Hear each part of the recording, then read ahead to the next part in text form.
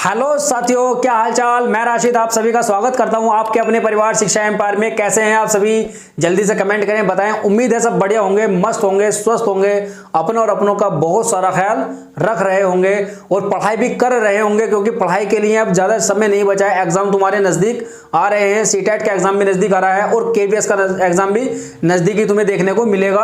अब तुम तैयारी में पूरी तरह से लग जाओ, ज्यादा समय तुम्हारे पास नहीं है। और शिक्षा एम्पायर परिवार को ज्यादा से ज्यादा बढ़ाओ, अपने इस क्लास को जल्द से जल्द ज्यादा से ज्यादा दोस्तों तक शेयर करो। जितने भी तुम्हारे दोस्त हैं, मित्र हैं, सखा संबंधी हैं, सभी के पास इस क्लास को भेजो। उनको बताओ कि क्लासेस यहाँ चल रही हैं, फ्री ऑफ कॉस्ट बिल्कुल आपको पढ़ाया जा रहा है। एक बिंदु, एक पॉइंट यहाँ पर लिख कर तुम्हें बता रहे हैं और तुमको बस करना कितना है कि इनको पूरी तरह से अच्छे से, पूरी ईमानदारी से नोट करते रहना है और अपने नोट्स बनाते रहना है, ताकि आगे को तुम्हें दिक्कत ना हो पाए। ठीक है, तो जो कुछ बच्चे आज हमसे नए जुड़े हैं वो जल्द से जल्द अपने परिवार से जुड़ जाएं और सब्सक्राइब कर लें चैनल को, और जो बेल आइकन है इसको जरूर दबा दें, जिससे कि सारी की सारी नोटिफिकेशन आपको मिलती रहे, क्लास का पता चलता रहे कि कब क्लास आ रही है। ठीक है, और आज अगर तुम नए जुड़े हो तो तुम्हें पिछली क्लासेस भी देखनी पड़ेंगी। ये क्लास को तुम पूरी देख लो, उसके बाद में जो पीछे क्लासेस हो चुकी हैं उनको जाकर के सारी क्लास को शुरू से देखनी पड़ेंगी, क्योंकि अगर पिछला तुम देखेंगे नहीं होगे, पिछला अगर नहीं देखे होगे तो आगे का तुम्हारे इतने अच्छे से समझ में नहीं आ पाएगा। थोड़ा इंटरेस्ट भी बढ़ेगा पिछली क्लास से। अगर तुम जीरो से बिल्कुल शुरू से अगर तुम देखते हुए आओगे तो यहां तक बहुत अच्छा इंटरेस्ट भी तुम्हारे पास हो जाएगा। ठीक है, तो पिछली क्लास में हमने रस का जो चैप्टर देखा था उसको कंप्लीट कर लिया था। उसके बाद में आज हम शुरू करते हैं अपना वाक्य भेद। वाक्य भेद को देखने से पहले हम तुम्हें थोड़ा सा बनाना चाहेंगे कि वाक्य क्या होता है। पहले तुम्हें यह पता होना चाहिए कि वाक्य क्या होता है। वाक्य को हमें वाक्य हमें दो प्रकार से देखने को मिलता है, एक व्याकरण की दृष्टि से और दूसरा भाषा विज्ञान की दृष्टि से।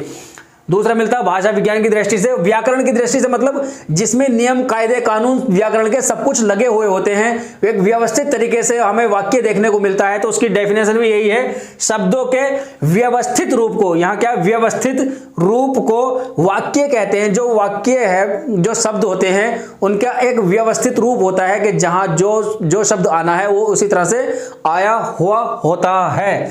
ठीक है, और भाषा विज्ञान की दृष्टि से अगर देखें तो शब्दों का मेल जो आशय प्रकट करे, यानी कि जो मतलब है, जो सामने वाला कहना चाहता है, लेकिन शब्दों का उसमें व्यवस्थित रूप नहीं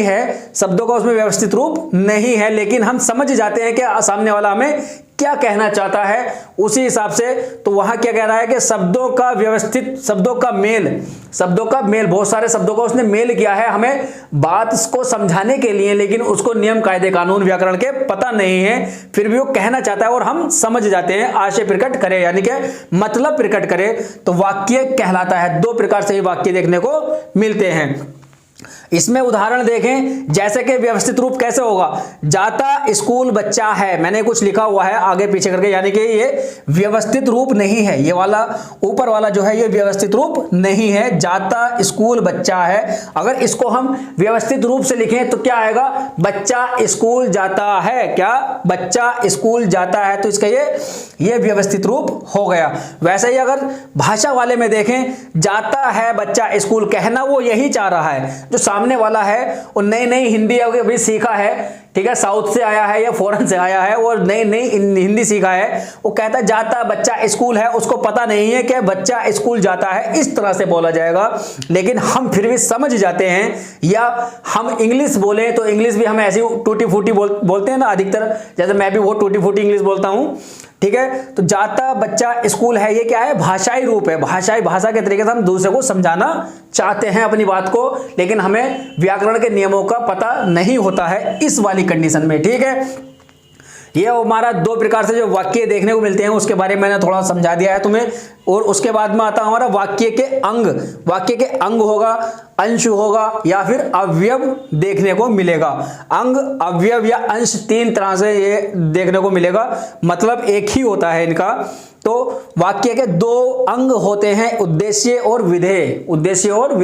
उद्देश्य क्या होता है, वाक्य में जिसके बारे में बात की जा रही है, वाक्य में जिसके बारे में बात की जा रही है वो क्या है, उद्देश्य है। यानी जिसको हम बोलते हैं कर्ता, ये सब्जेक्ट कर्ता बोलते हैं, तो वो क्या होगा, उद्देश्य होगा। जैसे कि अली आम खाता है, क्या है, अली आम खाता है, तो इसमें किसकी बात की जा रही है, किसके बारे में बात की जा रही है, अली के बारे में यहाँ बात की जा रही है। तो यहाँ अली क्या हो जाएगा, उद्देश्य हो जाएगा, अली यहाँ हो जाएगा उद्देश्य यानी कर्ता हो जाएगा, और बाकी चीज क्या होगा, विधेय, बाकी विधेय हो जाएगा। जैसे कि विधेय, विधेय क्या होता है, विधेय होता है उद्देश्य के बारे में जो कुछ भी कहा जा रहा है, उद्देश्य के बारे में जो कुछ भी कहा जा रहा है वो हो जाएगा हमारा विधेय। जैसे यहां है अली के बारे में कहा गया है आम खाता है, ये सब क्या हो जाएगा, ये विधेय हो जाएगा, ये हो जाएगा हमारा उद्देश्य। ठीक है, इसको बोलते हैं क्रिया। तो यहां तक तुम्हारा कॉन्सेप्ट क्लियर हुआ होगा, उम्मीद करता हूं बहुत अच्छे से तुम्हें समझ में आ गया होगा ये दोनों चीज जो मैंने तुम्हें समझाई है।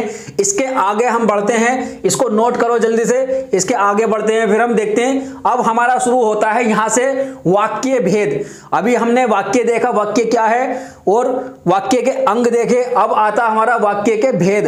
वाक्य के अंग अलग होता है, भेद अलग होता है। भेद मतलब प्रकार, कितने प्रकार से वाक्य को हम लिख सकते हैं, और ये है हमारा अंग। अंग सिर्फ दो होते हैं, अंग एक होता है उद्देश्य और एक होता है विधेय। ठीक है, अच्छे से समझ में आ गया होगा, तो इसको जल्द से जल्द नोट करो, और आगे आप चलते हैं हम वाक्य के भेद, जो हमारा मेन टॉपिक आज का है। ठीक है, तो मिटाता हूं इसको मैं, और सभा शुरू हो गई। तो ये वाक्य भेद अब शुरू हो गए, यहां से वाक्य भेद हम पढ़ना शुरू करेंगे। पीछे हमने वाक्य कैसे थे वो देखे, और वाक्य के जो अंग थे वो देखे थे, और अब यहां से हम वाक्य के भेद शुरू करते हैं। अब शुरू होता है हमारा असल टॉपिक, वाक्य के भेद। वाक्य के जो भेद होते हैं उनको दो भागों में डिवाइड किया गया है। रचना के आधार पर वाक्य कितने होते हैं, और अर्थ के आधार पर वाक्य कितने होते हैं। रचना के आधार पर 3 प्रकार के वाक्य होते हैं, और अर्थ के आधार पर 8 प्रकार के वाक्य होते हैं। 3 प्रकार के कौन कौन से होते हैं, साधारण वाक्य या सरल वाक्य, एक साधारण वाक्य या सरल वाक्य, दूसरा संयुक्त वाक्य, और तीसरा मिश्रित वाक्य या मिश्र वाक्य उसको बोल देते हैं। और वही अर्थ के आधार पर हमारे 8 प्रकार के जो होते हैं वो विधानवाचक वाक्य, निषेधवाचक वाक्य, आज्ञावाचक वाक्य, संदेहवाचक वाक्य, संकेतवाचक वाक्य, इच्छावाचक वाक्य, विस्मयादिवाचक वाक्य और प्रश्नवाचक वाक्य। 8 प्रकार के वाक्य होते हैं अर्थ के आधार पर। जो हमने पहले जो शुरू करना है वो क्या करना है, रचना के आधार पर वाक्यों को हमने शुरू करना है। आज जो हमने किया है साधारण वाक्य, यानी कि पहला वाला हमने लिया है रचना के आधार पर, जो पहला होता है साधारण या सरल वाक्य, उसको हमने यहां पहले लिखा है, शुरू किया है। तो साधारण वाक्य या सरल वाक्य कौन से होते हैं, जिन वाक्यों में एक ही उद्देश्य और एक ही विधेय देखने को मिलता है, एक ही उद्देश्य या एक ही विधेय देखने को मिलता है, वो साधारण वाक्य होता है। जैसे यहां लिखा है राही खाना खाता है। राही, तो इसमें क्या है, राही एक उद्देश्य है और बाकी खाना खाता है ये एक विधेय है। ठीक है, एक ही उद्देश्य है और एक ही यहां विधेय देखने को मिल रहा है, तो ये साधारण या सरल वाक्य है। ठीक है, और उसके बाद में आता है संयुक्त वाक्य। दूसरा है हमारा क्या, संयुक्त वाक्य। तो संयुक्त वाक्य में क्या होता है, 2 या 2 से अधिक लेकिन समान स्तर के उपवाक्य। समझ में आया कि 2 या 2 से अधिक लेकिन समान स्तर के, दोनों या तीनों जितने भी होंगे समान स्तर के होने चाहिए। समान स्तर के उपवाक्य योजक शब्दों के साथ, समान स्तर के उपवाक्य योजक शब्दों के साथ जुड़े हों। 2 या 2 से अधिक, दोबारा बता रहा हूं मैं, 2 या 2 से अधिक लेकिन समान स्तर के उपवाक्य योजक चिन्हों से जुड़े हो, योजक चिन्हों के द्वारा जुड़े हो, तो वहां संयुक्त वाक्य होता है। योजक चिन्ह कौन से होते हैं, जैसे कि और, अथवा, लेकिन, पर, अतः, एवं, ये इतने क्या होते हैं, योजक शब्द होते हैं। जैसे यहां लिखा हुआ है नेताजी सभा में आए और सभा शुरू हो गई, तो यहां जो ये और आया है ये योजक शब्द है। क्या है, योजक शब्द है। और, तथा, अतएव, अथवा या अतः, एवं, ये सब क्या है, या भी हो सकता है, या ये यहां हो, या, तो ये भी क्या है, योजक शब्द है।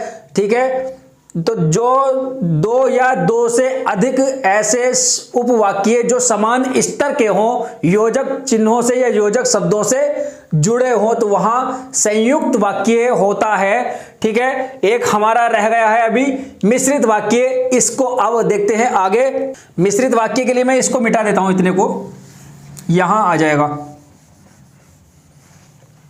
ये नोट तो कर लिया होगा ना, इसको नोट कर लो। विधायक जी आते तो मैं चला जाता।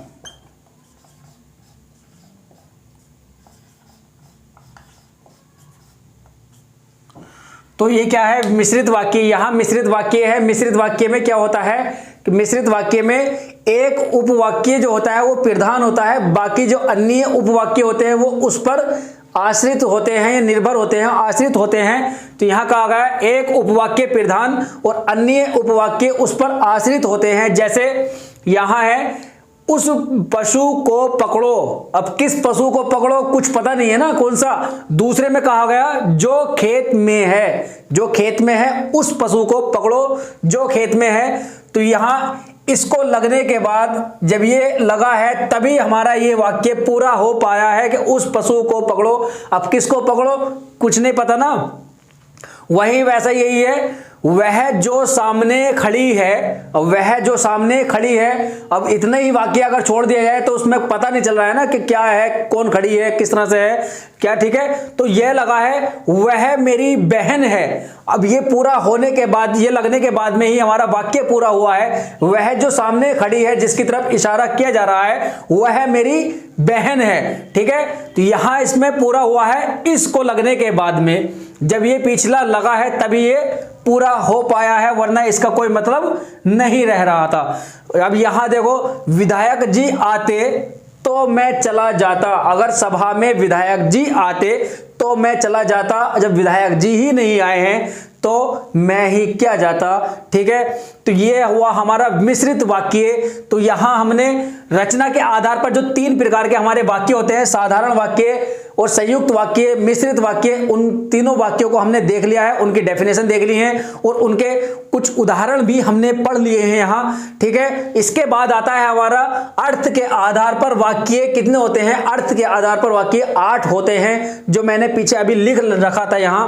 ठीक है, तो उनको हम 8 को अगली क्लास में देखेंगे। फिलहाल हम आज अपना सेशन यहीं तक रखते हैं। तब तक के लिए हंसते रहें, मुस्कुराते रहें, अपना और अपनों का बहुत सारा ख्याल रखें और लाइक शेयर सब्सक्राइब जरूर करते रहें। ठीक है, क्लास कैसी लगी कमेंट करके बताओ। हमारा मोटिवेशन यही है, जो तुम लाइक शेयर सब्सक्राइब करते हो, कमेंट करते हो, उसी से हमें मोटिवेशन मिलता है। ठीक है, और तब तक के लिए हंसते रहें, मुस्कुराते रहें, अपना और अपनों का बहुत सारा ख्याल रखें। जय Hind, take care, bye, Tata.